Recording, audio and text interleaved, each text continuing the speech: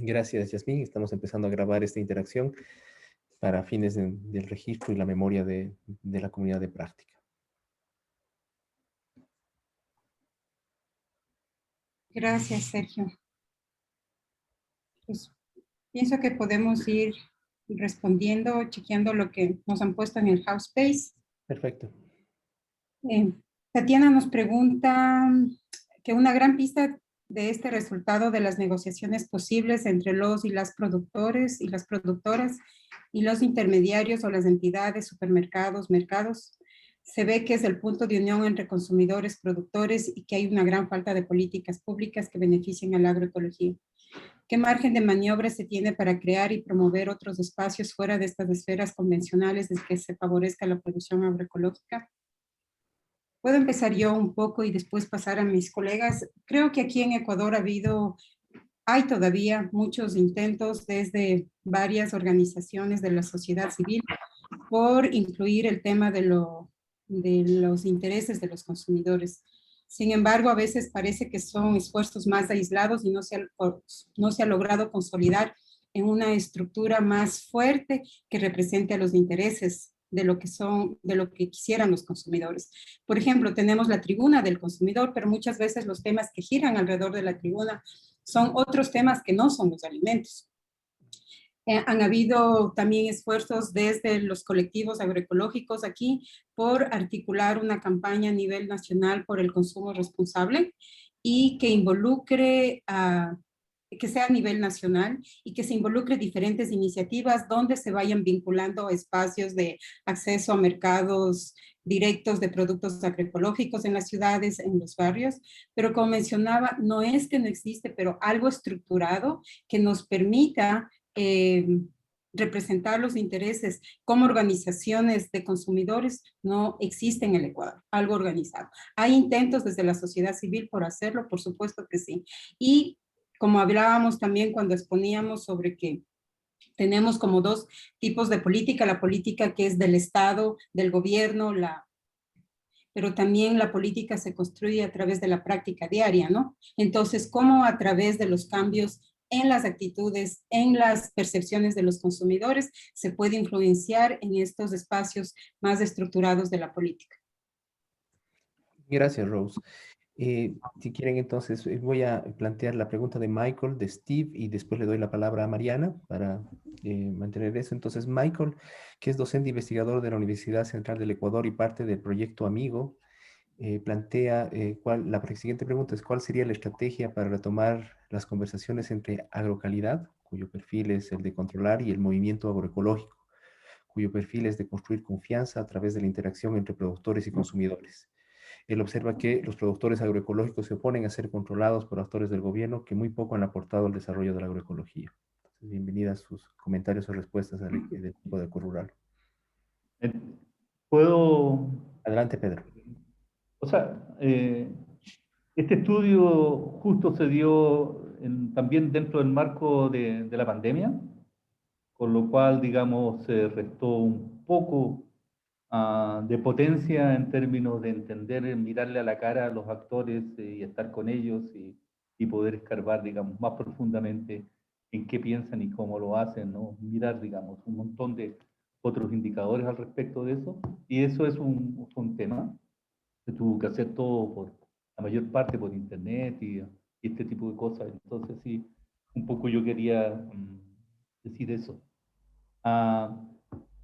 Uno de los temas, por supuesto, digamos, aquí es a qué es el mercado, ¿no? Y si, ¿cómo se llama? El desafío en escalar la agroecología implica la cooptación y el entrismo en los mecanismos que han servido tradicionalmente como barrera para los pequeños productores, ¿sí o no? O si es necesario, ¿no?, hacer una nueva propuesta de lo que son los mercados, ¿no?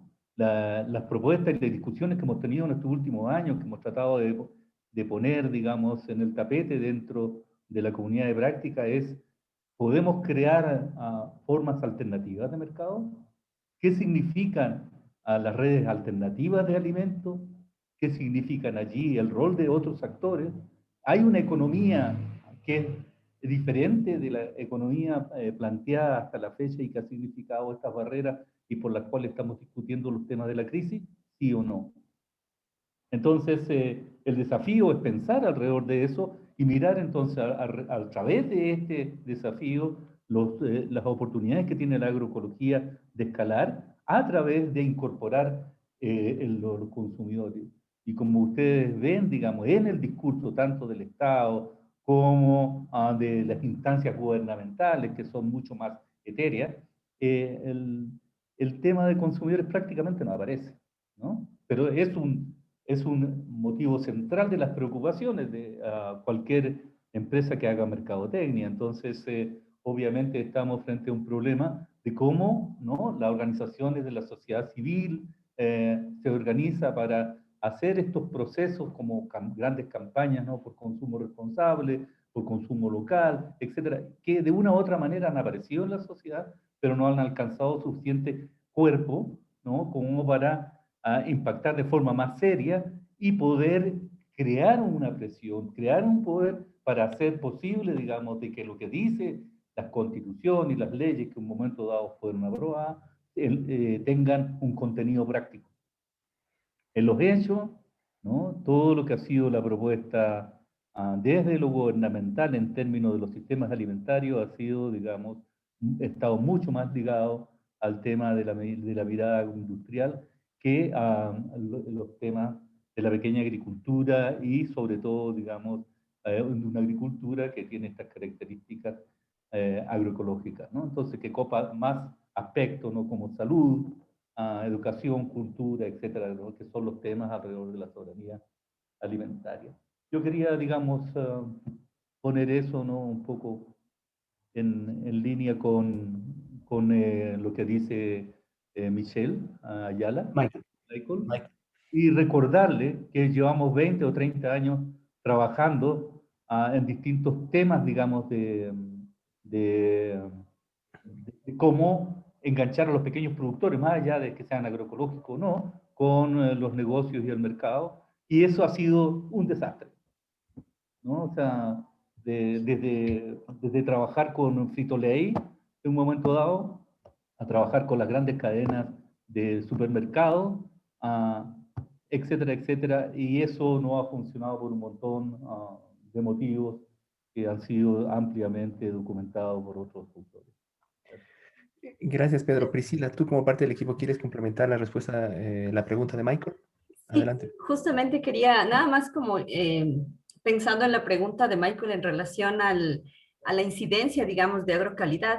Nosotros pudimos ver, digamos, que agrocalidad en su trayectoria y en su mandato, básicamente está el tema de regular la agricultura orgánica, ¿no es cierto?, que es una agricultura más empresarial, y también está el tema de regular, por ejemplo, las buenas prácticas agrícolas. Sin embargo, digamos, hay iniciativas emergentes desde la sociedad civil en el tema de los sistemas participativos de garantía, que están buscando, digamos, una forma de certificar esta relación y la confianza y la producción agroecológica desde varios actores, ¿no? Los sistemas participativos de garantía están conformados, digamos, por agricultores, consumidores, la universidad, los gobiernos autónomos.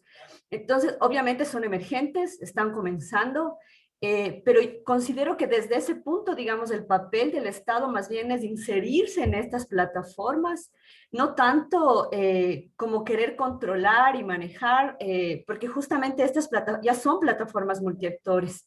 Y desde este sentido, digamos, Agrocalidad como institución lo que busca es más bien estar sobre estas estructuras de organización comunitaria y social, ¿no? Entonces, la idea ahí, digamos, un poco es cómo, y no, yo pensaría que no necesariamente agrocalidad, porque el espacio institucional desde el Estado, que está, desde el gobierno, que está trabajando con estos agricultores, es la Subsecretaría de Agricultura Familiar Campesina, ¿no?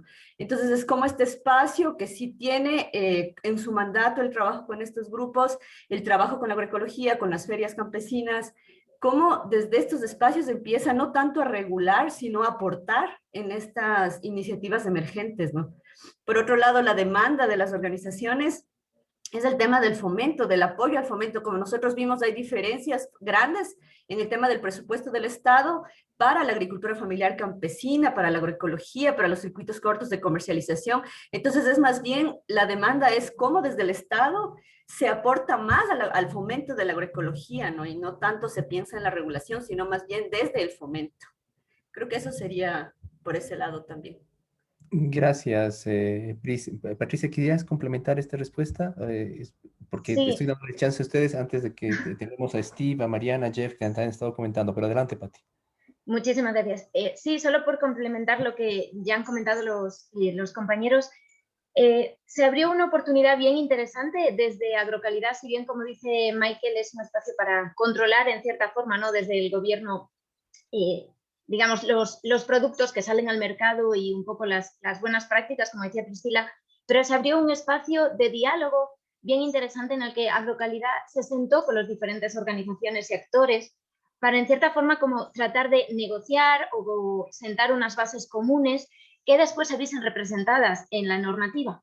Entonces, se genera un primer espacio de confianza en el que las organizaciones, tras muchos años, digamos, de proyectos en los que no habían sido apoyados o de otras normas u otros programas que no tenían presupuesto y que de igual modo no les estaban, digamos, apoyando, dijeron, bueno, vamos a intentarlo, nos vamos a sentar en la mesa y vamos a ver a qué podemos llegar. Entonces, este acercamiento era como una oportunidad, digamos, pero lamentablemente no vieron las organizaciones que en la ley definitiva sus propuestas o sus aportes estuviesen reflejadas. Entonces, supone un quiebre porque realmente lo que supuso fue un malestar. O sea, se generó una oportunidad que lamentablemente no se aprovechó desde las instituciones.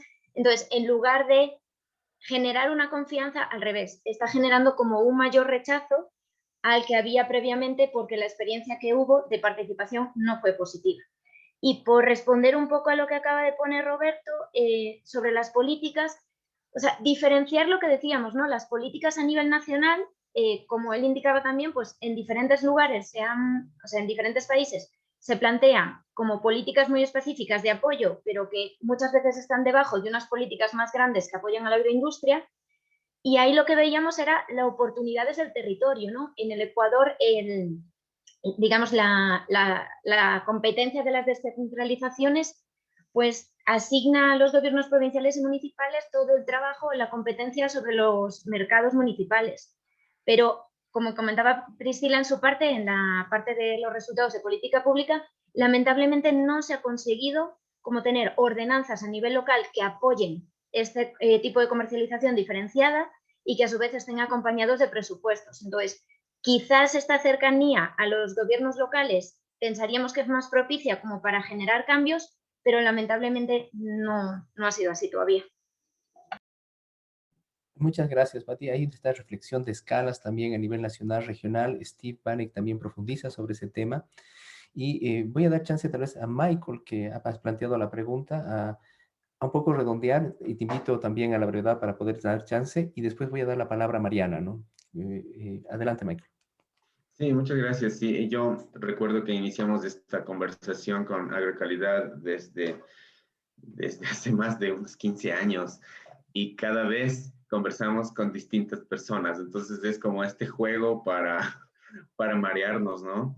De cambiarnos los interlocutores y al final tenemos que empezar de cero cada vez, cada día. Y esto ya se vuelve un poco cansón.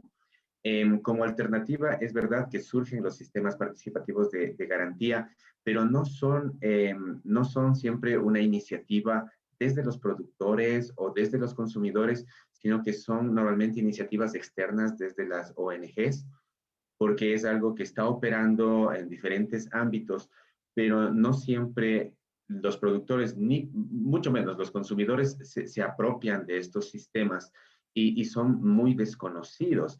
De hecho, muchos actores dentro de las ferias agroecológicas lo perciben como un sistema de control y no como un sistema de acompañamiento para construir la confianza. Entonces, sí es un tema que requiere muchísima discusión, mucho análisis los sistemas participativos de garantía. Muchas veces cuando revisamos, por ejemplo, los formularios con los que se hace veeduría en campo, nos encontramos con preguntas que no se pueden contestar, con palabras que no se comprenden, que vienen desde el lenguaje ONGista, ¿no? Y que no viene desde el lenguaje coloquial que se puede comprender desde un veedor, una veedora en campo. Por ejemplo, recuerdo que hay una pregunta en uno de los formularios en el norte del país que dice, ¿qué es para usted la seguridad alimentaria? ¿No? Y el veedor tiene que calificar de 1 a 10 si es que el concepto de seguridad alimentaria es adecuado o no, y poner un puntaje, ¿no? Hacer una narrativa, transformarla en algo cuantitativo como es un puntaje, o preguntas que son irrelevantes con respecto a la práctica de la agroecología en campo, que dice qué juegos tradicionales se juegan en su casa, en su familia, cosas un poco incoherentes que al consumidor posiblemente no le va a interesar. Es decir, si yo voy a comprar las hortalizas aquí porque aquí juegan un juego tradicional, ¿no? Entonces, en ese sentido, hay que hacer una revisión muy completa de qué queremos medir y qué mecanismos son posibles utilizar para medir en qué tanto el sistema agroecológico dentro de los productores en las ferias agroecológicas, qué tanto están desarrollados las fincas agroecológicas, cuál es el nivel de madurez, por ejemplo, de una finca agroecológica, qué tanto están implementados los subsistemas, qué grado de interacción existe entre los diferentes subsistemas dentro de sus fincas o algo como eso. Muchas veces la respuesta que tenemos de productores cuando decimos, ¿y este producto es agroecológico? Y dicen, sí, no tiene químicos. Entonces, es una respuesta automática que no me informa sobre cuál es el proceso productivo, insisto, el grado de madurez de su agroecosistema. No se responde así, ¿no? Entonces, yo problematizo mucho los sistemas de garantía y de hecho estoy preparando un manuscrito en donde me refiero precisamente a algunas evidencias que hemos tomado en campo. Entonces, en ese sentido, pienso que al momento no es una alternativa viable, no es una alternativa que realmente nos esté dando respuestas en términos de calidad para el consumidor. Y la falta de participación de los consumidores también es algo que no fortalece a los sistemas de garantía en este momento. Hay mucha presión en las ferias agroecológicas por el ingreso ellos los dicen como infiltrados, ¿no? Personas que son comerciantes, que no son productores agroecológicos, pero tampoco existe esa posición fuerte de parte de los que sí son agroecólogos convencidos como para garantizar el que quienes participan dentro de los entornos de comercialización y distribución de alimentos realmente son agricultores agroecológicos convencidos. Entonces, eso nada más quería dejar circular para que de alguna manera lo logremos problematizar e ir buscando soluciones. Gracias por tu valioso aporte. Mariana, gracias por la paciencia y adelante. Gracias, Sergio. No sé si querías leer algo de Steve primero.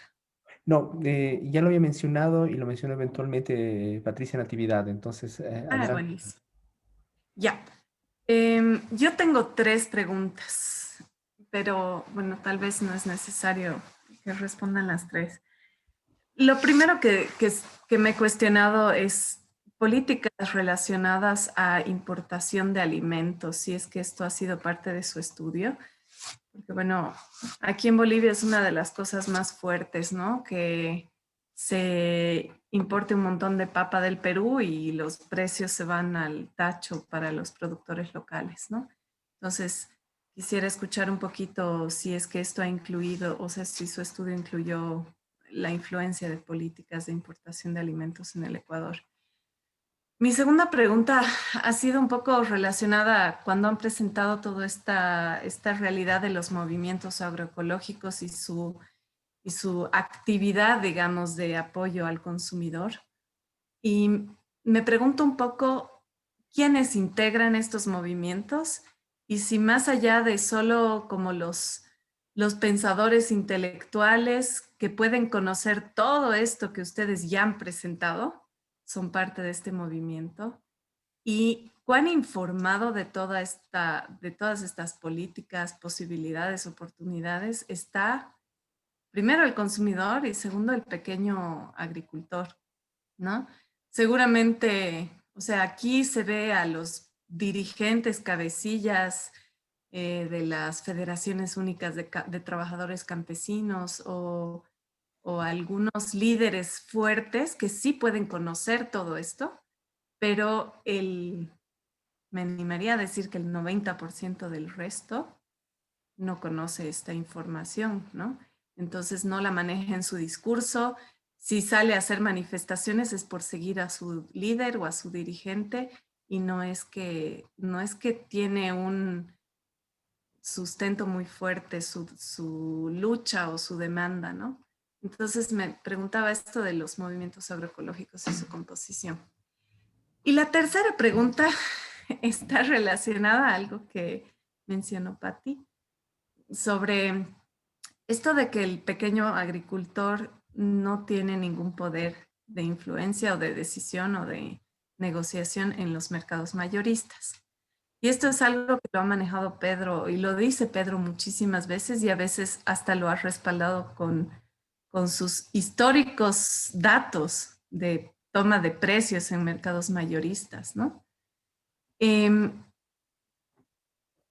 poco, ¿cómo entienden la agencia de los actores o cómo la ven en la agencia de los actores en la negociación de precios, ¿no?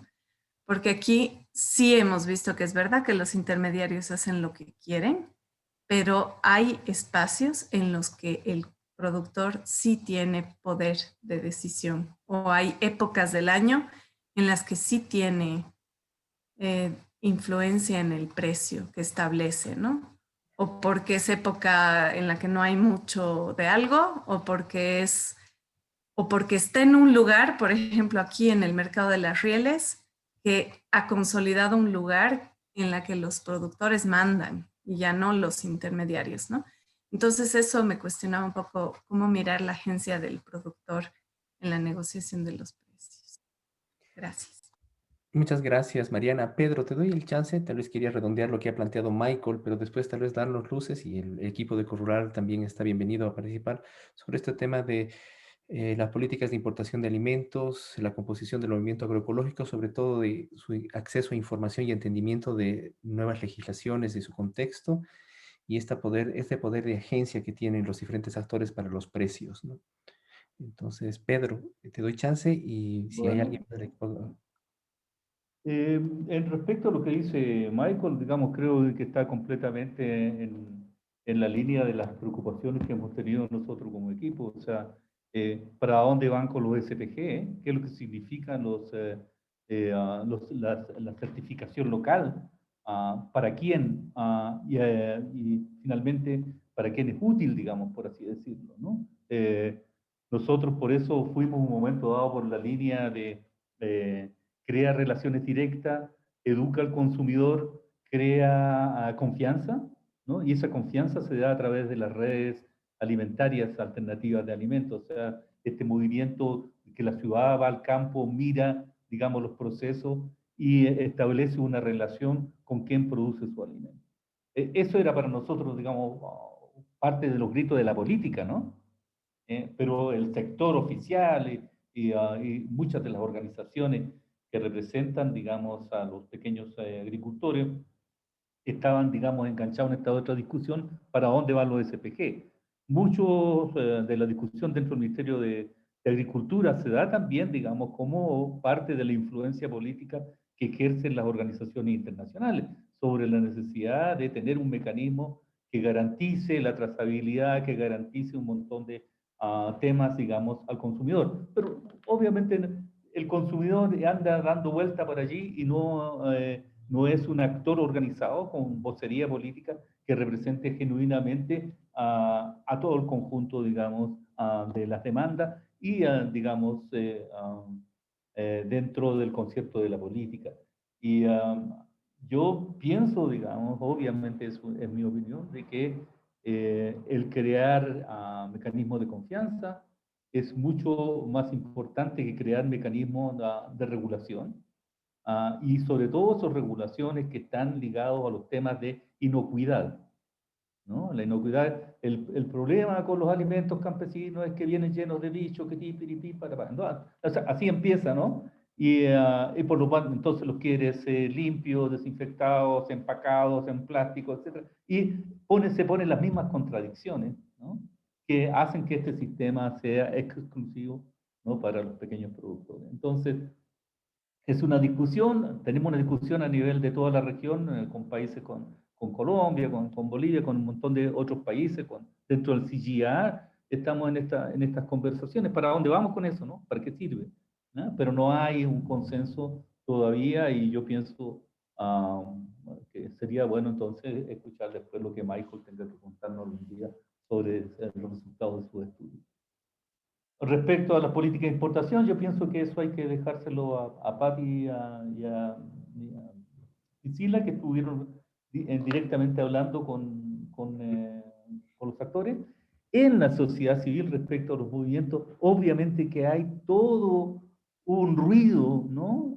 De qué significa la alimentación, de por qué necesitamos, sobre todo alrededor de la pandemia, o sea, un boom de entender de que la alimentación y la forma de producir es importante y que es bueno, digamos, para la alimentación. Allí hay un espacio que todavía no se concreta en organización, que todavía no se concreta en regulaciones, pero que ha significado una explosión de establecimientos que ofertan verduras, que ofertan fruta, productos frescos en las ciudades, digamos. Sí, eso se dio mucho durante la pandemia, lo dejo allí. Y después el otro es el tema de los pequeños agricultores y poder, obviamente que es un tema muy fuerte. Los negocios de los pequeños productores y su relativa capacidad de influenciar los precios es un tema que está, digamos, por contexto, como decía, a veces en tiempo que sí pueden tener un poco más de capacidad de influencia, pero en general, la estructura de los mercados públicos, grandes, etcétera, eso está blindado, ¿no? Incluso los mismos municipios que son capaces acá o que tienen responsabilidad administrativa de esos mercados son incapaces de romper las estructuras que están allí y donde se ponen y se imponen los precios. Entonces, ese mercado, y esa es mi preocupación, ese mercado no es el mercado para los pequeños productores agroecológicos.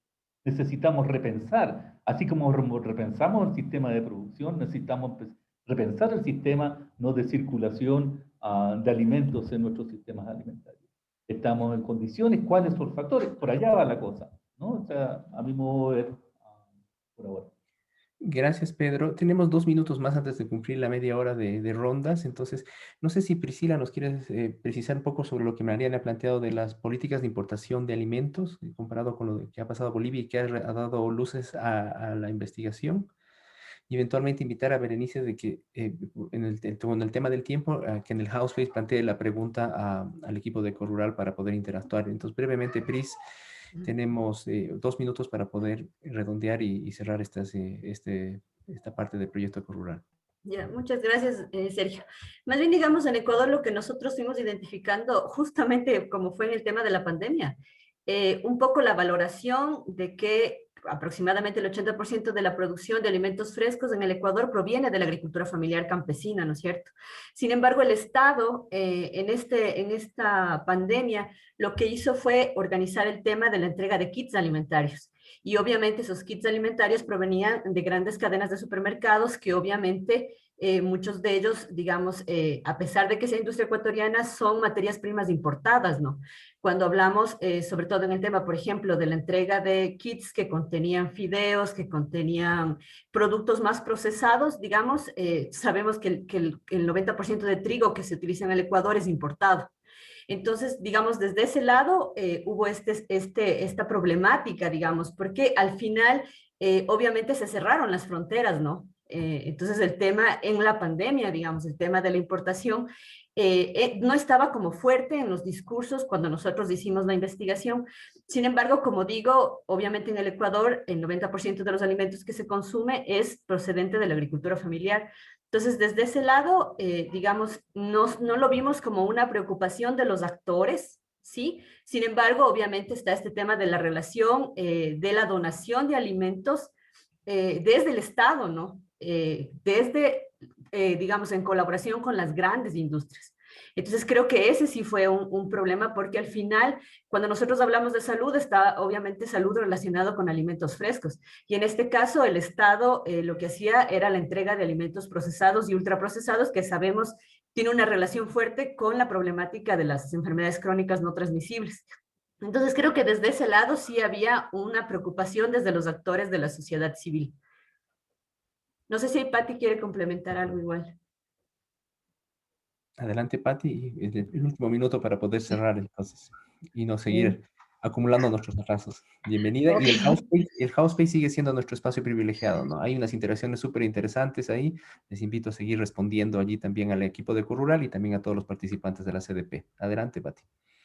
Muchas gracias. O sea, respecto al tema de las importaciones, creo que Priscila ya ha explicado de forma bastante concisa. Más allá, digamos, de la pandemia, solo por complementar, quizás las zonas de frontera sí se ven más afectadas por este tema de las importaciones. Por ejemplo, lo que es la frontera norte, productos que entran de Colombia, y frontera sur, productos que entran de Perú, a productos muy diferentes y que realmente sí ha tenido un impacto, pero como en las zonas más cercanas a la frontera, quizás no en otros mercados a nivel nacional o no en las grandes plazas de abastos que están más en la Sierra Centro y que distribuyen hacia diferentes puntos del país. Entonces, sí cierto impacto, pero en las zonas más limítrofes. Y solo por complementar lo que nos preguntaba Mariana del tema de la capacidad de los pequeños productores para intervenir en los precios. Lamentablemente, en la experiencia que hemos tenido de acompañamiento a asociaciones de productores y productoras y en las entrevistas que hemos levantado, pues lamentablemente es negativa. O sea, no tienen capacidad, incluso cuando ellos mismos intentan ponerse de acuerdo en sus propios espacios de comercialización, como son las ferias agroecológicas u otro, no pueden marcar unos precios muy diferenciados a lo que está en el mercado mayorista o en el mercado municipal, porque como todavía no hay como una concienciación a nivel general de los consumidores, le responden y en un primer momento les dicen, ¿por qué me vendes este precio si yo sé que en el mercado municipal o en el mayorista está este otro? Entonces, como no hay todavía una claridad sobre esta diferenciación de los productos agroecológicos o orgánicos, no tienen esa capacidad para marcar un precio en el que se reconozca todo el trabajo que ellos han realizado. Muy bien, muchísimas gracias entonces a todo el equipo y a las interesantes participaciones. Quiero invitarles a interactuar a través del House Space y mantener vigente este diálogo los siguientes días y poder ver todos los otros comentarios que tanto Roberto, Steve Banek y otras personas más han estado aportando en el House Space. Entonces, agradeciendo entonces su participación, quiero dar la bienvenida al equipo del Proyecto Amigo. Voy a hacer una pausita ahí, Sergio. Muy bien.